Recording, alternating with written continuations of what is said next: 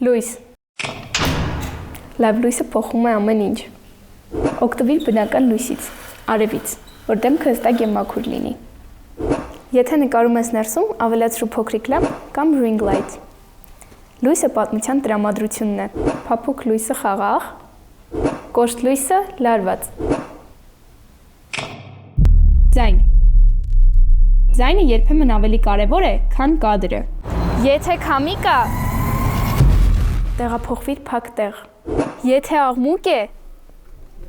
ձայնը գրիր միկրոֆոնով կամ հեռախոսով։ Մոնտաժի ընթացքում հավասարեցու ձայնի մակարդակը, որպեսզի դիտողը հստակ լսի ամեն բառ։ Կադրերի պլաններ։ Ընդհանուր պլան ցույց է տալիս միջավայրը, որտեղ ես դու, ինչ է կատարվում շուրջը, օգնում է մտնել պատմության մեջ։ Միջին պլան։ Մարդուն տեսնում ենք ոչ ամբողջ հասակով։ Սա հարմար է զրույցի, կադրի առաջ խոսքի կամ շարժման կադրերի համար։ Խոշոր պլան։ Երևում է դեմքը, հույզերը, դետալները։ Օգտագործիր, երբ ուզում ես դիտողը զգա հերոսին։ Մոնտաժի ժամանակ համադրի տարբեր պլաններ, ընդհանուրից դեպի խոշոր։ Դա ստեղծում է դինամիկ, ռիթմ ու լարվածություն։